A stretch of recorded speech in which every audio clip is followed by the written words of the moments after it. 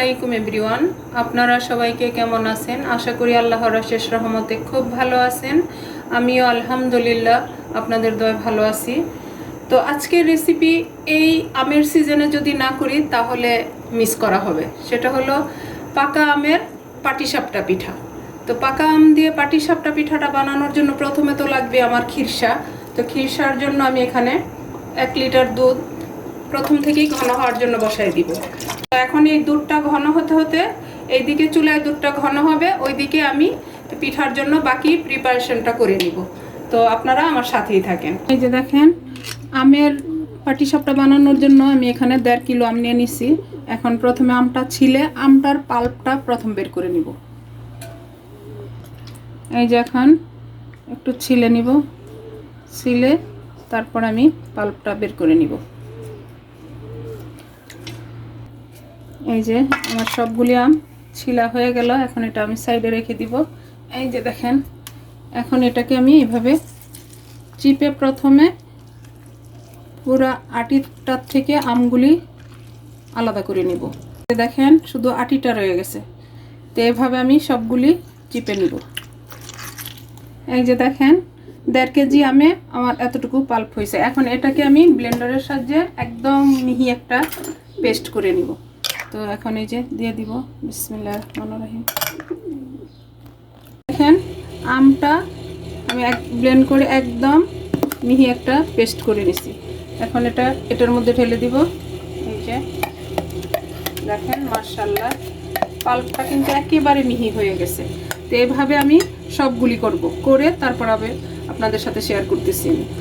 দেখেন 1.5 কিলো আম থেকে আমি এই যে পাল্পটা বের করে একদম স্মুথ একটা পেস্ট করে নিছি। এখন আমি এটা সাইডে রেখে দিয়ে চালটাকে রেডি করে নিব। এই যে দেখেন পাটিসাপটার জন্য প্রথমে আমি চালটা রেডি করব, তারপর খিরসাটা বানাবো। খিরসার জন্য তো দুধ অলরেডি চুলায় ঘন হইতেছে। তো এখানে মেজারিং কাপে 2 কাপ চালের গুঁড়া নিছি। এটা দোকানের কিনা চালের গুঁড়াই দিয়ে দিলাম। আর এখানে 1 কাপ দিব সুজি। 2 কাপ চাল 1 কাপ সুজি। আর দিব 1/4 কাপ চিনি দিয়ে প্রথমে এটাকে একটু মিশাই নিব। তো প্লিজ আমার ভাই বোনেরা, আমার এই আমের পাটিসাপটা যদি একটু ভালো লাগে তাহলে আমার চ্যানেলটাকে সাবস্ক্রাইব করবেন, লাইক করবেন, শেয়ার করবেন এবং কমেন্টস করবেন। আর আমার পাশেই থাকবেন প্লিজ প্লিজ। আর নতুন যে ভাই বোনেরা আছেন তাদের উদ্দেশ্যে বলি, প্লিজ আমার চ্যানেলটাকে সাবস্ক্রাইব করেন, লাইক করেন, শেয়ার করেন এবং কমেন্টস করেন, আমার পাশেই থাকেন। আপনাদের কাছে বিশেষ অনুরোধ রইল আমার এই ভিডিওটা প্রথম থেকে শেষ পর্যন্ত দেখার জন্য। তো এখন আমি দিয়ে দিব স্বাদ মতো লবণ। লবণ না দিলে যত কিছুই করি না কেন সবই মাটি হয়ে যায়, তাই না? এই আমের সিজন থাকা অবস্থায় প্লিজ আপনারা একবার হলো এই আমের পাটিসাপটাটা বানায়া খেয়ে দেখতে পারেন, ইনশাল্লাহ নিরাশ হবেন না। এখন এটাতে আমি প্রথমে একটু পানি দিব। এই যে 1 কাপ পানি দিয়ে দিলাম। পানিটা দিয়ে প্রথমে মিশাই নিব।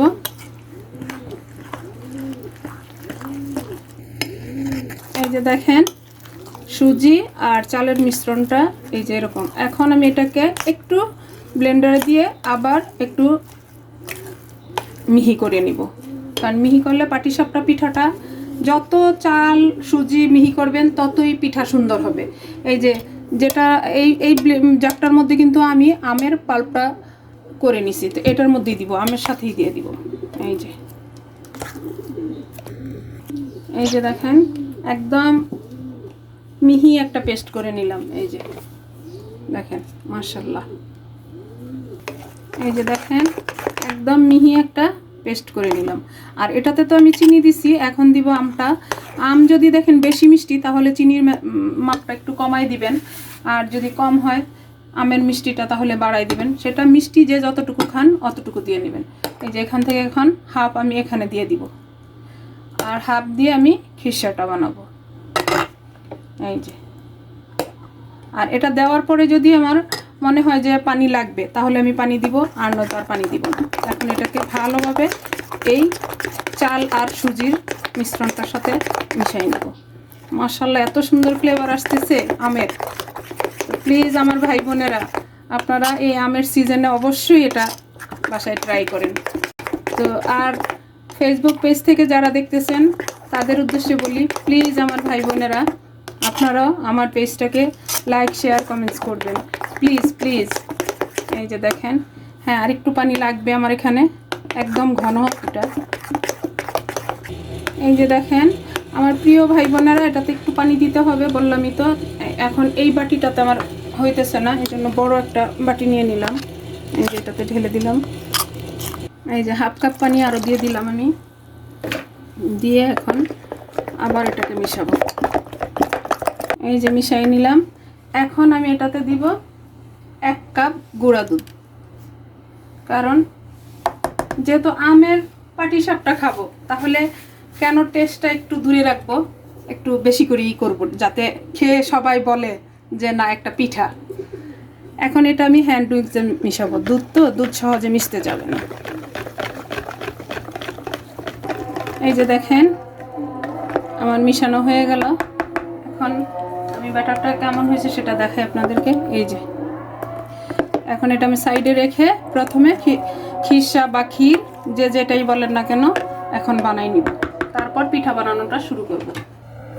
এই যে দেখেন মাশাআল্লাহ দুধটা কত ঘন হয়েছে আমার, দেখেন একেবারে ঘন একেবারে।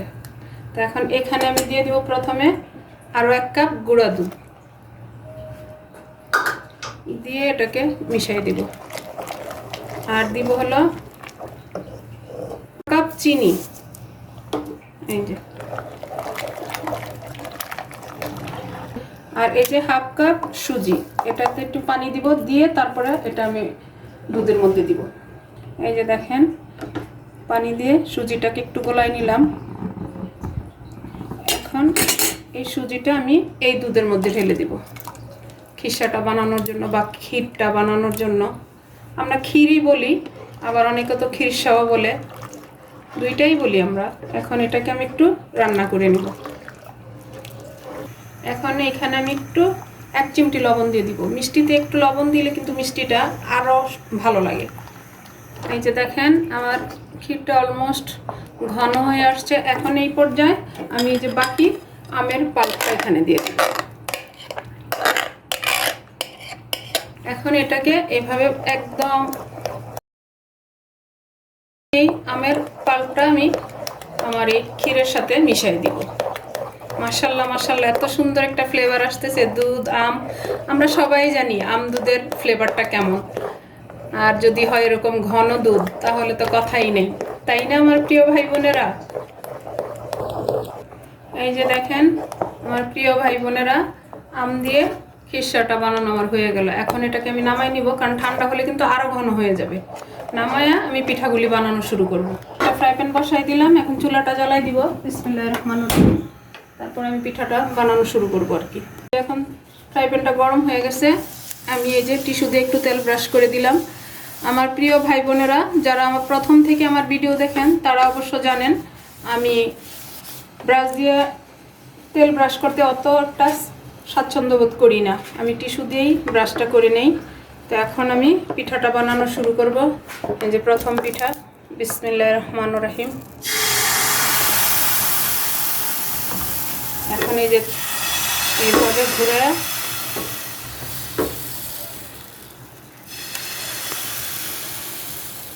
এই যে এখন দিয়ে দিব আমের খিরসাটা বা ক্ষীর। এই যে মাশাআল্লাহ এত ক্রিমি হয়েছে, এই যে মাশাআল্লাহ মাশাআল্লাহ অনেক ক্রিমি হয়েছে। এখন এটাকে একটু ঢেকে দিব এই 1 মিনিটের মতো। এখন আমি ঢাকনাটা উঠাই নিব। দেখেন মাশাআল্লাহ মাশাআল্লাহ এত সুন্দর আম দুধের একটা ফ্লেভার আসতেছে। এখন চুনের আগায় একটু আমি তেল নিয়ে নিলাম ফোটা। এখন এটাকে আমি উল্টাই দিব। দেখেন মাশাআল্লাহ, দেখেন লুকটা দেখেন, দেখেন মাশাআল্লাহ মাশাআল্লাহ আমার পাকা আমের পাটিসাপটা দেখেন মাশাআল্লাহ। এই যে হয়ে গেল একটা পাটিসাপটা পিঠা। এখন আমি এটাকে নামাই নিব। এই যে একদম সফট পিঠাগুলি, এই যে দেখেন, এই যে দেখেন আমার প্রিয় ভাই বোনেরা, আমার পাকা আমের পাটিসাপটা, পাকা আমের ক্ষীর প্লাস পাকা আমের পাটিসাপটা দুইটাই কিন্তু আমি ক্ষীরেও কিন্তু পাকা আমটা দিছি। তো এখন আপনাদের বোঝানোর সুবিধার্থে আমি আরেকটা পিঠা বানাই। আবার একটু তেল ব্রাশ করে দিব, দিয়ে এখন আবার পাকা আমের পাটিসাপটার ব্যাটারটা দিয়ে দিবেন। ব্যাটারটা দিয়ে আপনারা এই যে এভাবে ঘুরিয়ে পিঠাটাকে দিয়ে দেবেন। এই যে এখন এখানে আবার দিয়ে দিব আমের ক্ষীর বা ক্ষীরসা,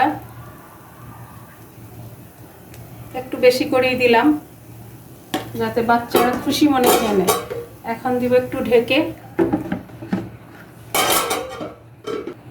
এই যে আবার ঢাকনাটা উঠাই নিব। দেখেন মাশাআল্লাহ আমার পিঠার লুকটা দেখেন। এখন আবার এই যে এক ড্রপ তেল নিয়ে আর কি দিয়ে দিলাম। এই যে দেখেন মাশাআল্লাহ মাশাআল্লাহ দেখেন। তো আমার প্রিয় ভাই বোনেরা, আমার এই রেসিপিটা ফলো করে এই আম থাকা অবস্থায় না খেলে কিন্তু মিস করবেন, এত সুন্দর একটা পিঠার রেসিপি। তো এই যে দেখেন এখন এটাকেও আমি নামাই নিব। এই যে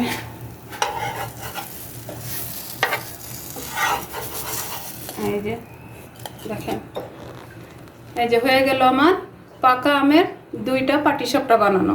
তো এখন আমি বাকি পাটিসাপটা পিঠাগুলি বানায় সার্ভ করে আপনাদের সাথে শেয়ার করতেছি যে আমার পিঠাগুলি কেমন হলো। এই যে দেখেন আমার প্রিয় ভাই বোনেরা, এই যে পাকা আমের পাটিসাপটা পিঠা বানানো আমার শেষ হয়ে গেল। দেখেন মাশাআল্লাহ মাশাআল্লাহ, দেখতে যেমন লোভনীয়, খেতে তেমনি টেস্টি হয়েছে। কারণ আমি কিন্তু অনেকগুলি বানাইছি, বানাতে বানাতে পায়ে ব্যথা শুরু হয়ে গেছে, কারণ সবাই খাচ্ছে এবং সবাইকে দিব, যার কারণে একটু বেশি বানাতে হয়।